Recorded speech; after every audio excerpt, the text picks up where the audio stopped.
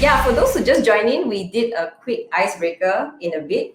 We wanted people to describe career in one word because, when you break it down, career, it could mean so many things. So here you can see there are 4 responses, and some say it's life, some say it's a job, some say it's pain, and some say it's confusing. So for the next 30 minutes, I will spend some time to run through what I have prepared. But really, I would love for this to be an interactive session. So if you have any questions at all, you can type in the chat or you can unmute yourself. But maybe you can unmute yourself after the sharing. But while you have some burning questions, feel free to type in the chat, okay? All right, so we're going to start right now. Okay, so big scary questions, right? Where do you want to be? How do you plan on getting there? What do you want to be when you grow up? So if I just take a pause now, can I just ask what are some of your ambitions? Like what would you want to be, let's say, 10 years from now or 8 years from now? Can you type it on the chat box to show me, what are your, I won't say career plans, but maybe what is your dream job? What do you want to be?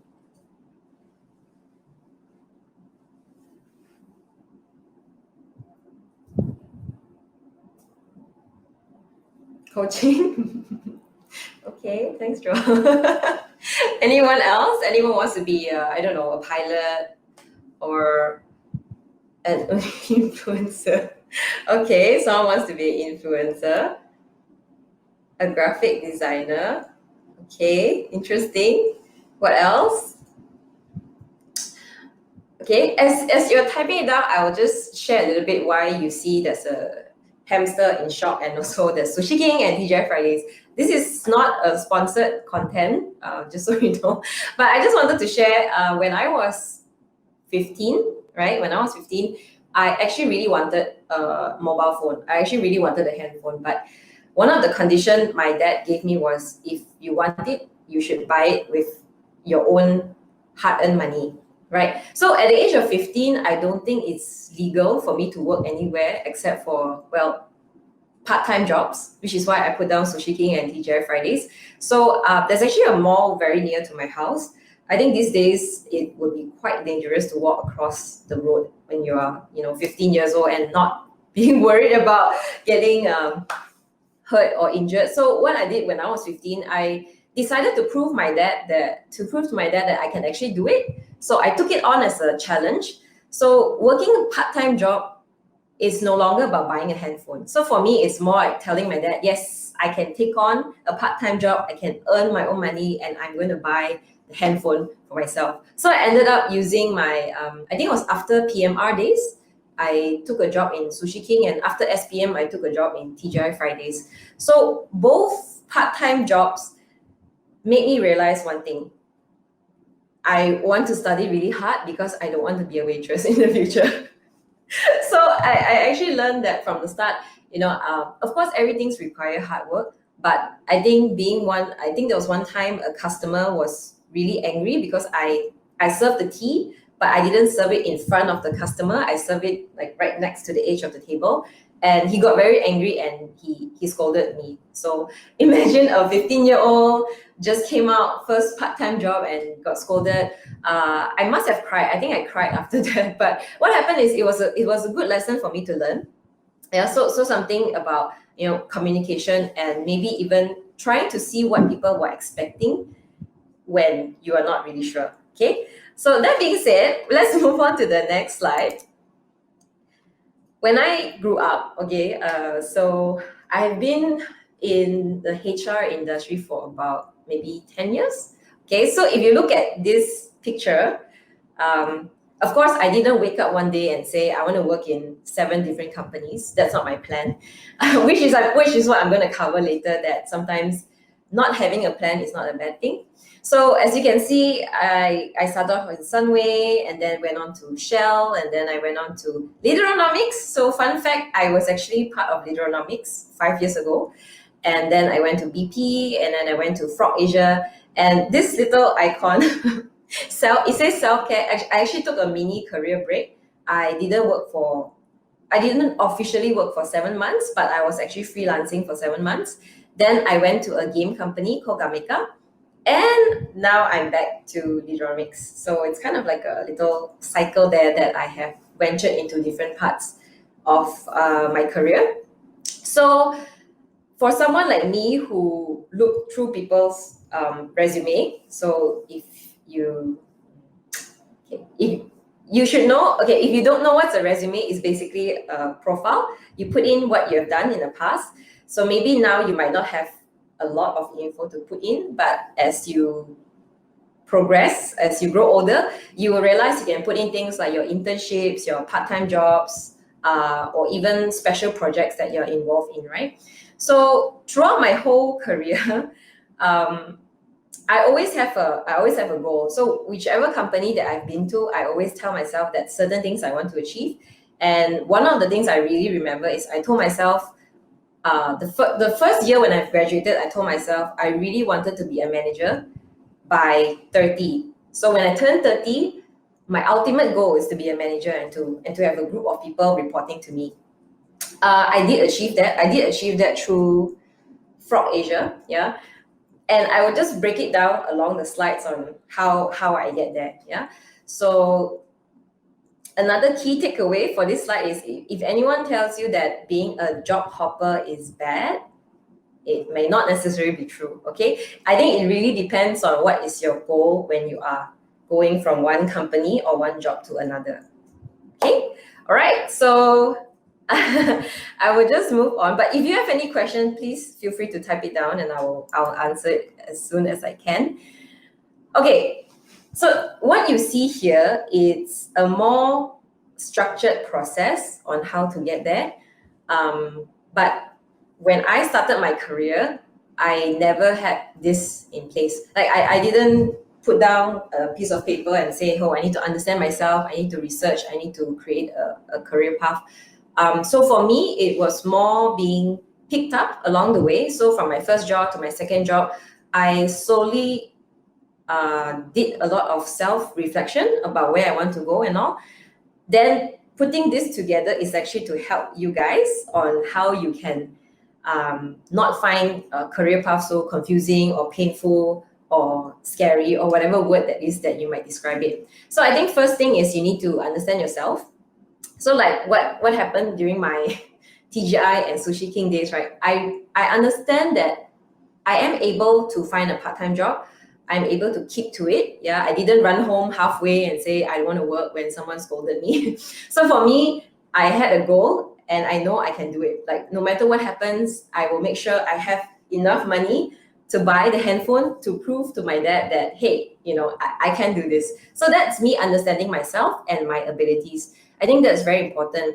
Of course, I put the stuff like personality tests, what drives you naturally. So these are some interesting questions where it might change along the way. So you don't have to answer it right now and take the answer as it won't change forever. Chances are every 2 years, every 3 years, you might still see some changes. You might add on new things, you might take away new things. But it is a good practice to always do some self-reflection and ask yourself, what am I good at? Am I good at talking to people? Am I good at running research projects? Am I good in building houses, right? Maybe you are good in woodwork, right? So the second one is research and shortlist.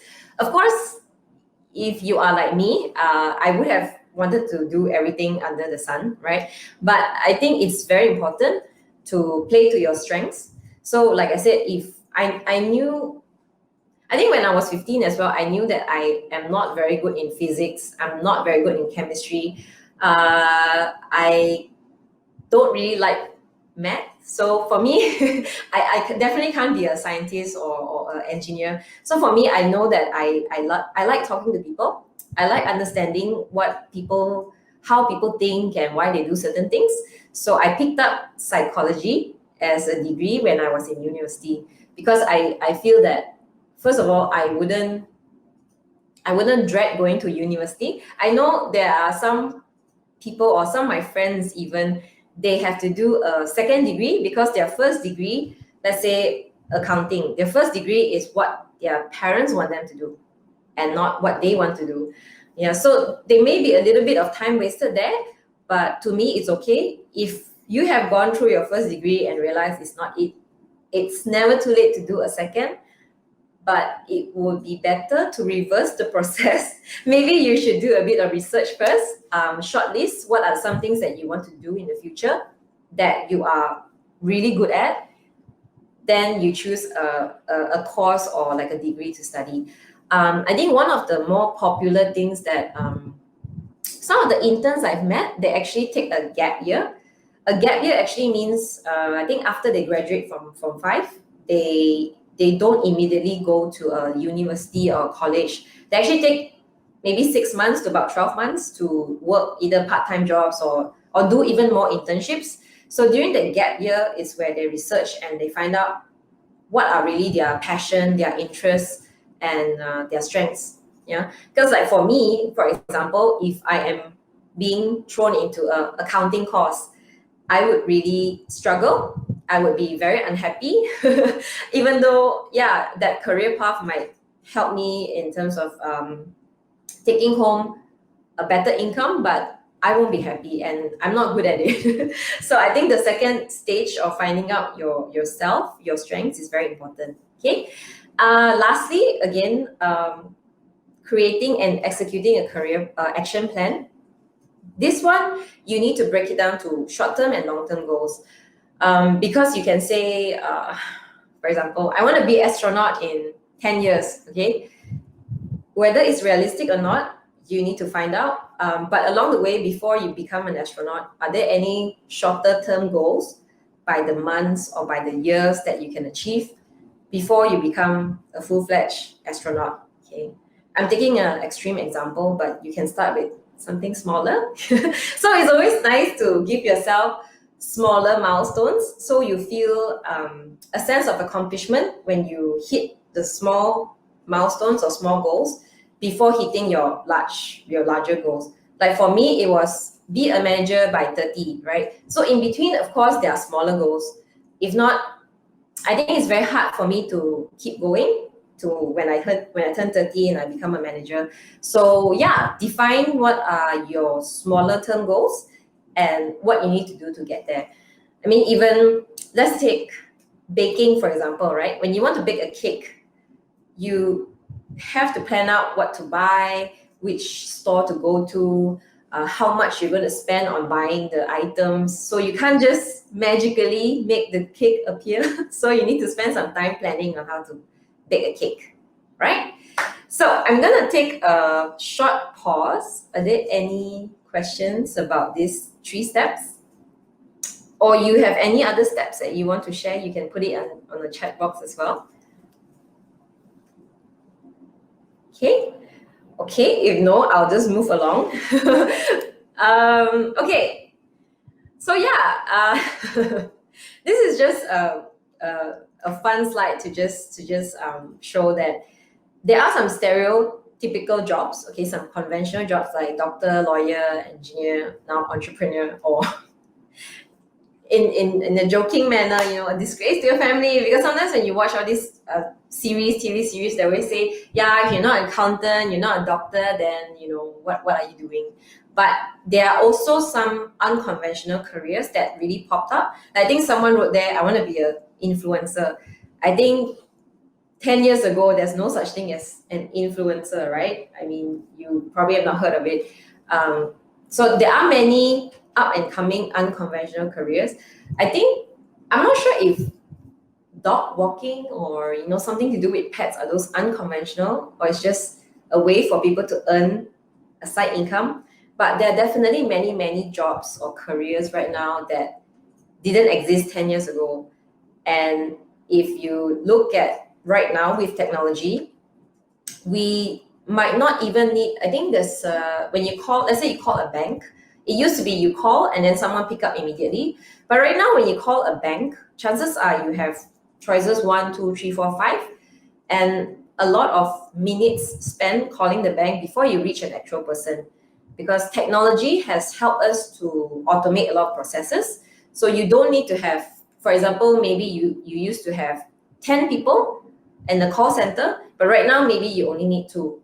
Yeah, because by the time it reaches to the choice of talking to an actual person, some of the issues or some of the questions would have been solved. Yeah. So I will give you 3 minutes. Okay, I'll give you 3 minutes while I also take a break for a while. What are some unconventional careers or jobs that you recently found out that maybe you flip through a magazine or you go online and you realize that, hey, I've not heard of this job or this career before? So you can list it down. What are some of the interesting careers that you have found or seen?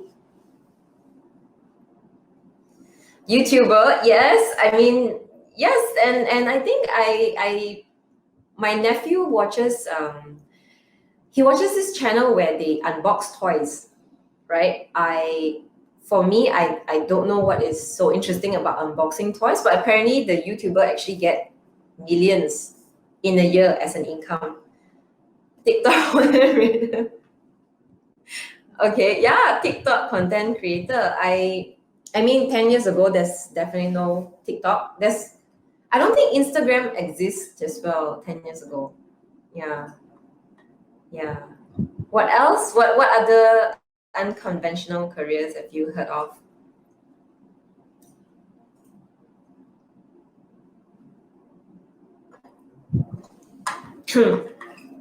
Okay, maybe you're still thinking, but while you're thinking, I will just move on to the next slide. But feel free to just continue to put it down, okay? So this slide, there's Foley. Oh, I've not heard of that.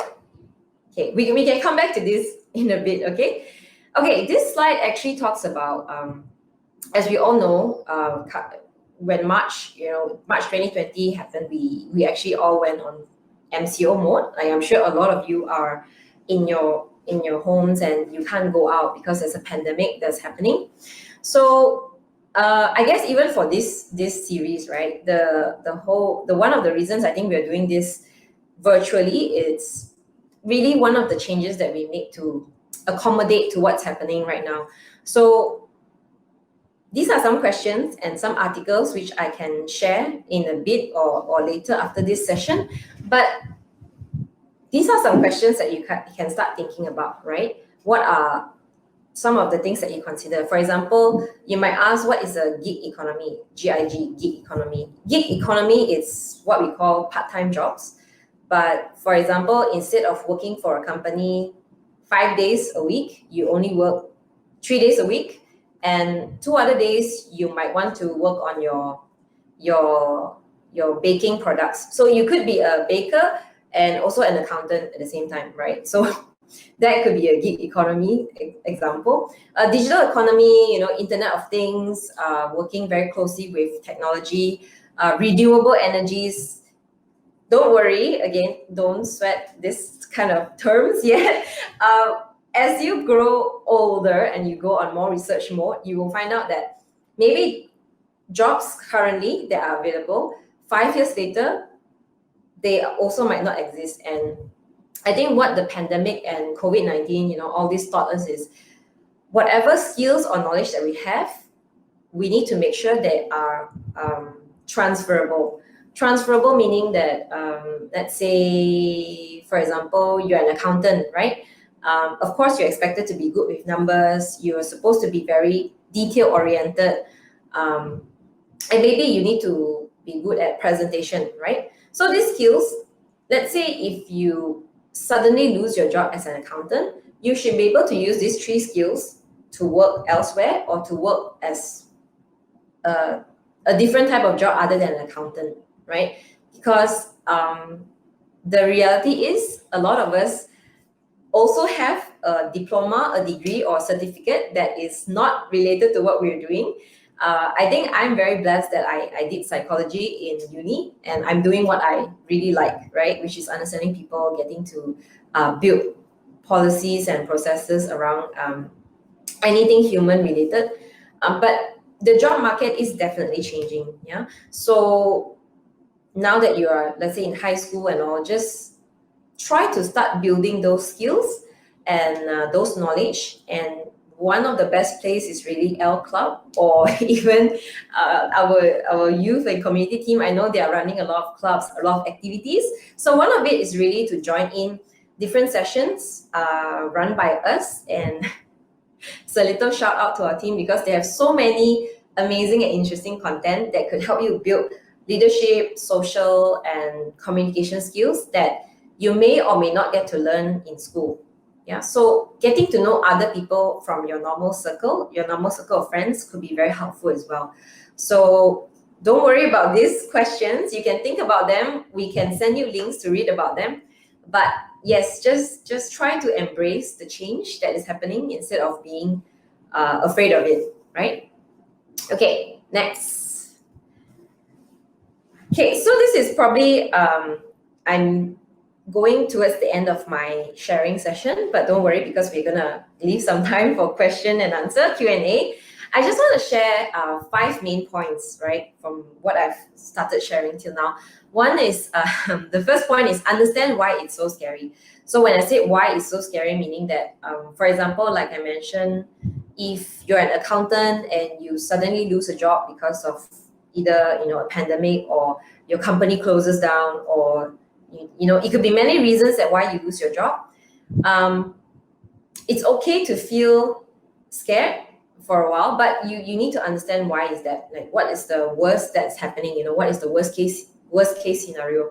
I think it's very natural to feel afraid, but you need to maybe just step back and understand why you're afraid and how to handle it. Because if you remember my sharing when I was moving from company to company, when I took a career break, I was a bit scared. I was a bit worried because I won't have a normal income. Every month, I don't have a fixed salary.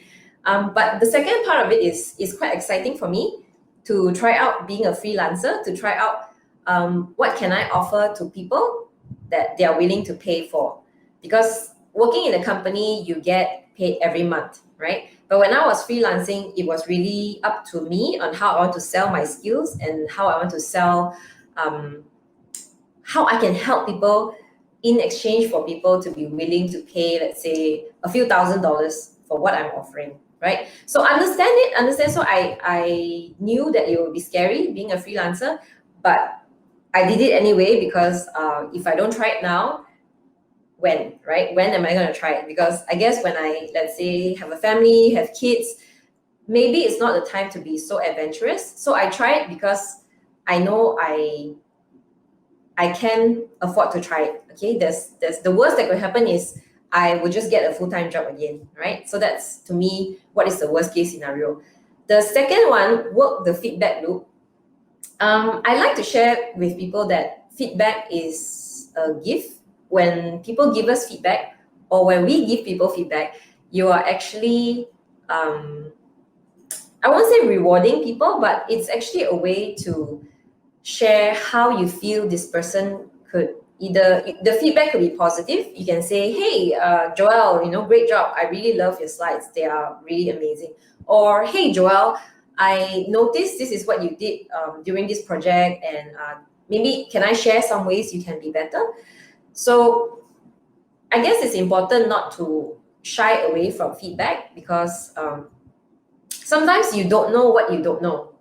Okay, if that makes sense. So when you don't actively look for feedback, you might not know what are some things you can be better. Like for me, I realize I can be very passionate when it comes to talking to people.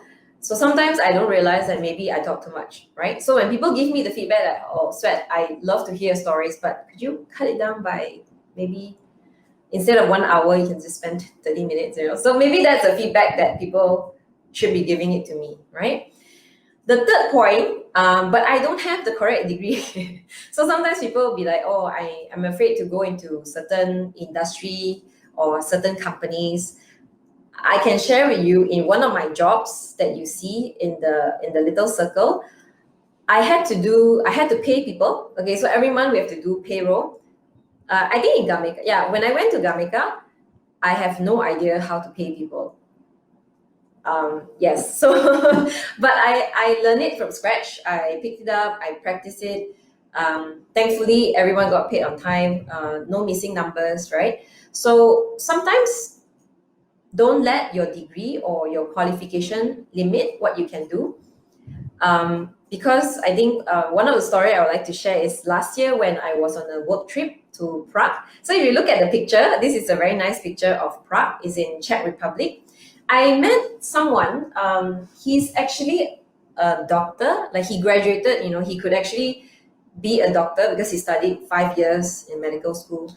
But he ended up being a game artist. So if you play games like Angry Birds or I don't know Fortnite, he ended up being a game artist. He actually didn't pursue his career to be a doctor, but he became a game artist. Same reason when I asked him, I say, hey, why the change in your career? And he said he never wanted to be a doctor, but he wanted to respect his father's wishes. So he studied and became a doctor. So he never actually get to work in a hospital at all due to some complex, reasons. But now he's very happy. Now he's very happy doing what he loves, and he's a game artist.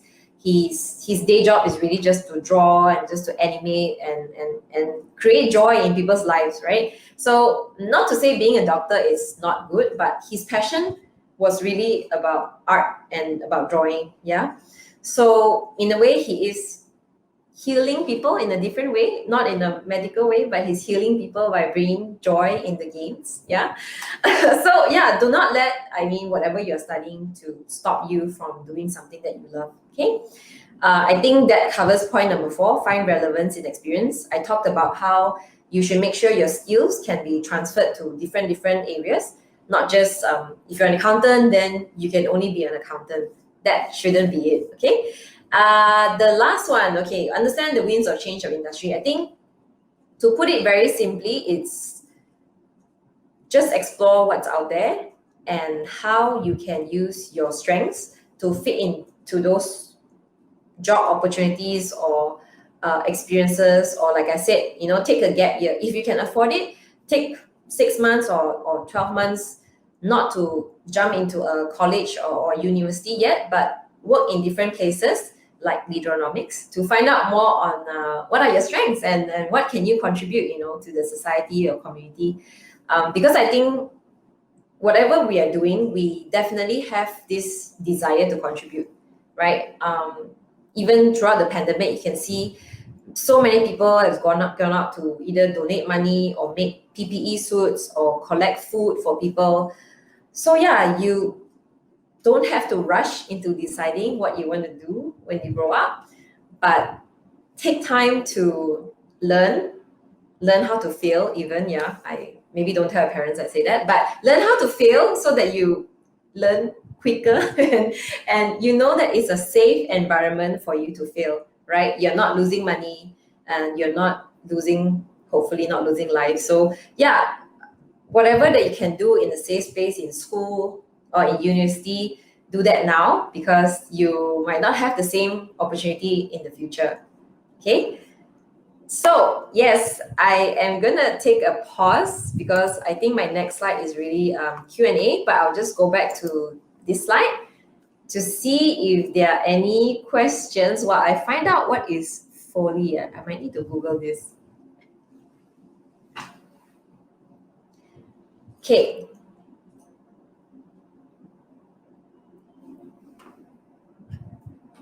Are there any questions that you might have?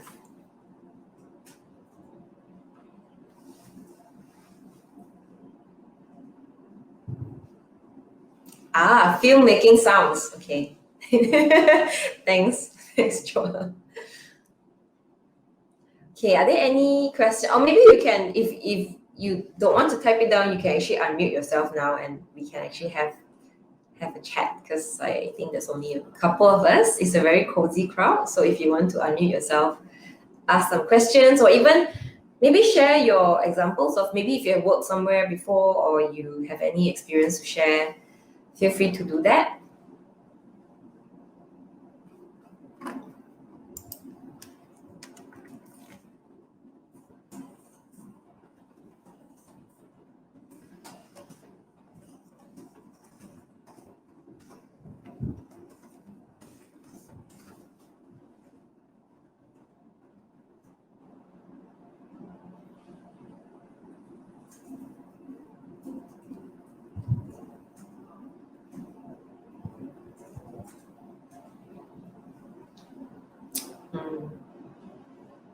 Yeah.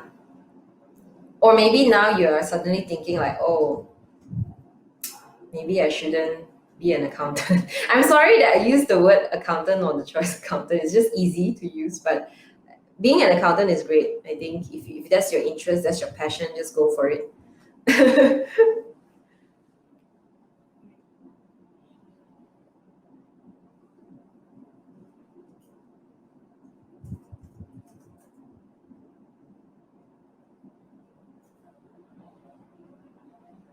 Okay, we'll just hang on here a little bit. Okay. Okay, good. So someone, Ko Chung Wei asked, how set in stone are we by the streams we choose, science and arts? Um, Maybe why don't you tell me, are you in the science or the art stream right now? Or you haven't made a choice yet?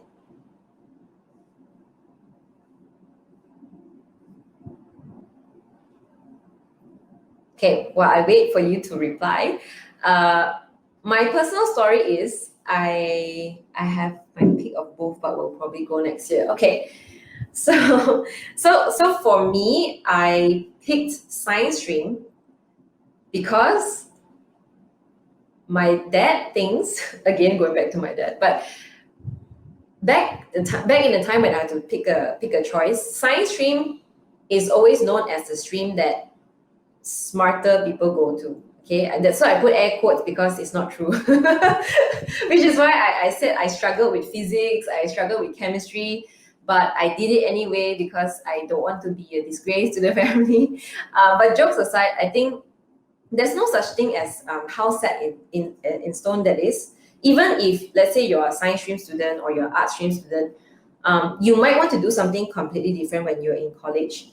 But my advice would be, if there are two ways to see it, okay? If you're still unsure, then you can try out either both. There's no problem with that. But if you know that you are leaning towards career that require you to have maybe maths or chemistry, you might want to naturally go into science stream first, yeah?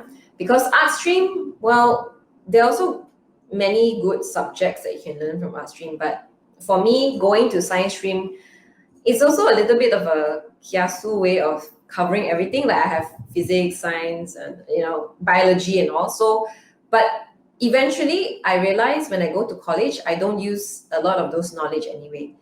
Yeah, but like I said, I kind of know what I wanted to be later in the life. So it's not very set in stone for me, even though I went to a science stream, but I did psychology, which even as an art stream student, I could have done my degree in psychology. Yeah. I'm not sure if I answered your question, but yeah, let me know if I didn't, then I can try to answer it again.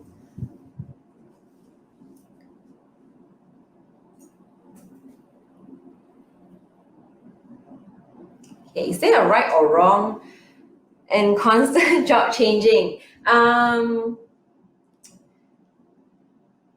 Yes and no. Okay.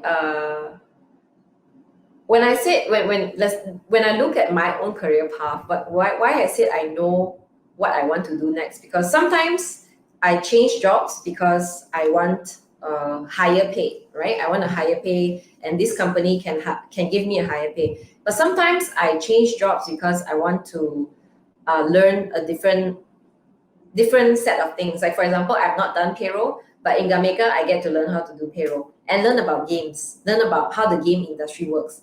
So I think it is only so-called wrong if you keep changing without a reason and without a goal. So let's say you work in a place for 6 months and you go to another place for another year, and then you switch again for 2 months. It will definitely appear as, like I said, a job hopper profile. But if there's a valid reason for you to change careers or your jobs, feel free to do that. I think the general rule is when you're in your 20s, so let's say when you're 22 to about 30, it's okay to switch quite a bit, right? But maybe personally for me, after 30 and you are still moving quite regularly, not a complete like bad thing as well, because if there's a career progression, let's say in the 2 years, you know, you get promoted, in another 2 years you get also promoted to a different company or a different department, that's okay. Yeah, but so the key point here is, what is your end goal? Like for example, when you want to bake a cake, what kind of cake? Is it tiramisu? Is it chocolate cake? So you need to know before going into different jobs. Yeah, because if not, like I said, you might be unhappy, you might struggle. So being intentional is also important. Yeah, but yeah, there's no appropriate duration. Yeah, some people, I have been in a company where it's only 1 year, but I learned so much because it's a very exciting career path for me. But I've only stayed there for 1 year, so yeah, so it's fine. And voila, it's me again. All right, thanks again, Suet, for joining us, for actually giving us very good advice. Yeah, magic. Yes, I personally thought that if you actually, I've noticed that Chong Wei and Susie, and a few of you have been following us for the past few weeks. And once again, thank you very much. Not just that, if you notice, the entire Leaders Table series basically talks about how being leaders, we need to know where we are. Not just that, but also to know what kind of skills we need. So I think in terms of career, choosing your career and also you're finding a purpose, finding a goal and setting the goals, it's all basically very comes together very well. So you need to first find your purpose in life, and once you found that, set your own goals. And how you set your goals and how you actually materialize and apply it is partially also how you set your goals towards your career in the future. So by knowing where you want to go in the future, which kind of field, what career you want to choose, you set that goal using the SMART goal, you know, the WHOOP, the one that Aaron taught last week, right? Doing all that, prepare it, and then you aim for it, and then just shoot.